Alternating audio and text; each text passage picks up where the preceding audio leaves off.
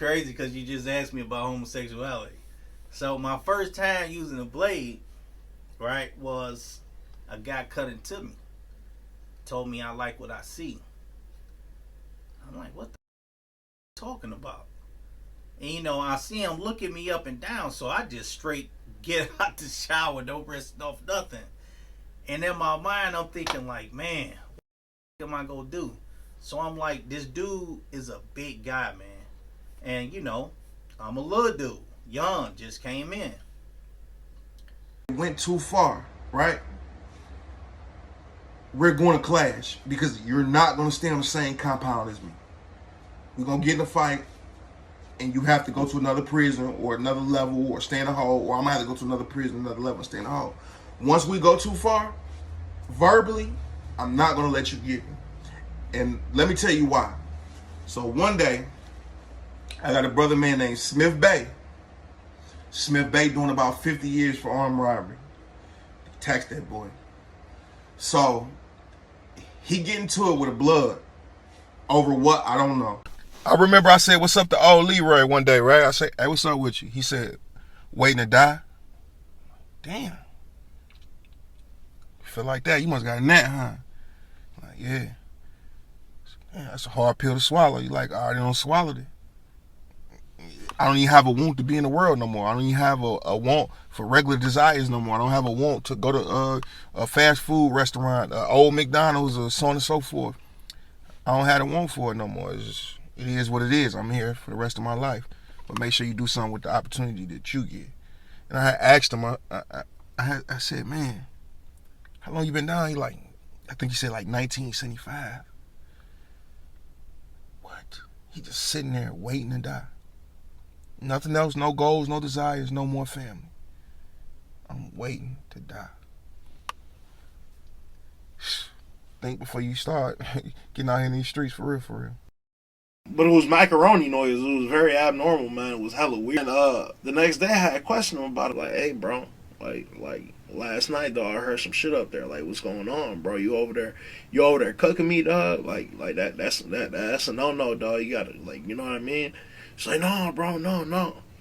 Like a couple days later, bro, I done heard it again. And then this time the bunk was shaking. I had it in my hand, like, I'm not gonna tell him he gotta go, I'm gonna do something to his ass. I holler at my mans down the hall that hold the burners. I had him fish one to me, an ice pick. Shot it down, I reeled it in. I jumped up off the ground after fishing. I looked at him. He's sleeping like a baby, you know what I mean? It had been like 4 o'clock in the morning, 3 in the morning. Then I grab that thing out my shirt pocket. I jump up, a nice one just come right into his fro, right into his Pussycat. On sagging though, he was pimping on sagging though. So he came to me, he said, hey, you know that guy who jaw you broke? Right? Yeah, he said, he back. Okay. He said, what you want to do about it? That guy don't want no more smoke from me. As far as I'm concerned, it's over with. He said, okay, do me a favor then. Go down there and tell the guy, it ain't over. I said, okay. So I went down there and told the guy, hey, it ain't over. A year later, I ended up getting found guilty of the murder and going inside. And I seen the guy, and the guy had Afro puffs, Kool-Aid on his lips and on his jaw like rouge, had a shirt tied up in the front.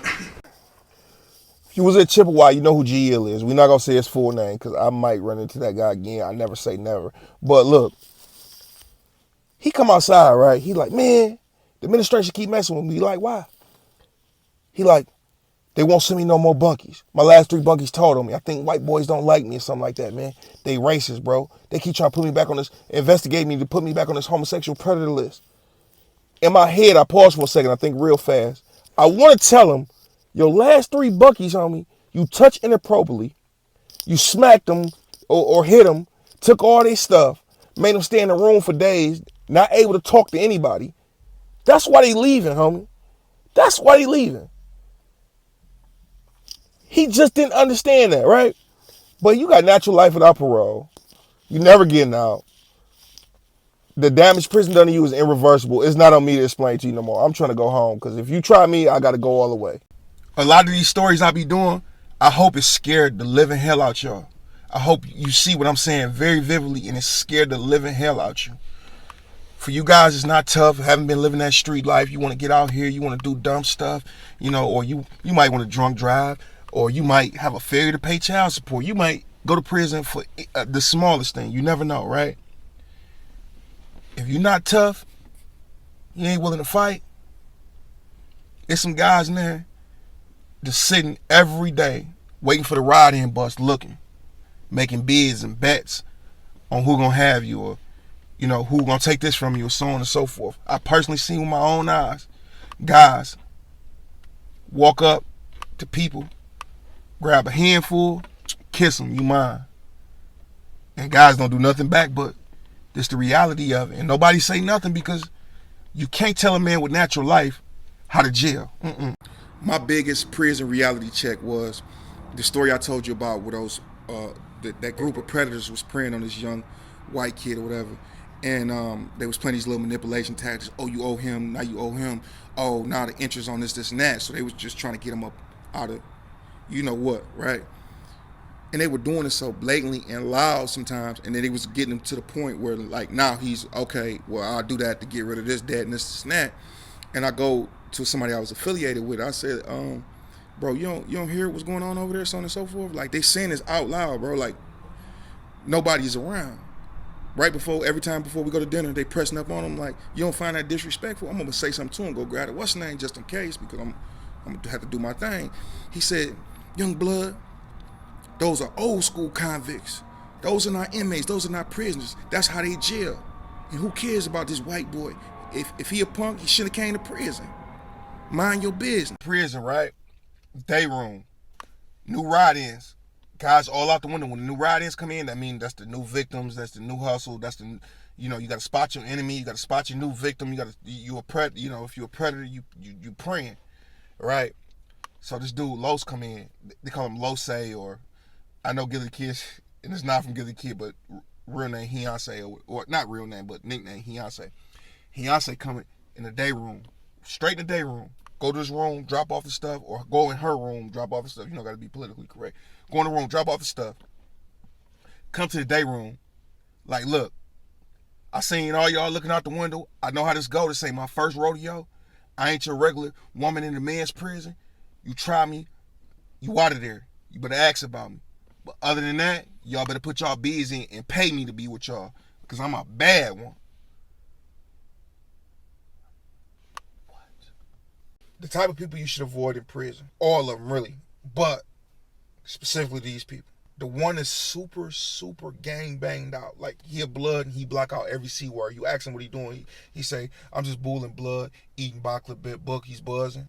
2, if he's extremely feminine looking and he's in the letter community, they will set you up to get you away from that particular person. Even if it's just your friend and you don't swing that way, they will set you up, put something under your bed quick and tell the police. I'm telling you. The one that says he should have been out in 2010 and it's 2022. His earliest release date was in 2010, but it's 2022.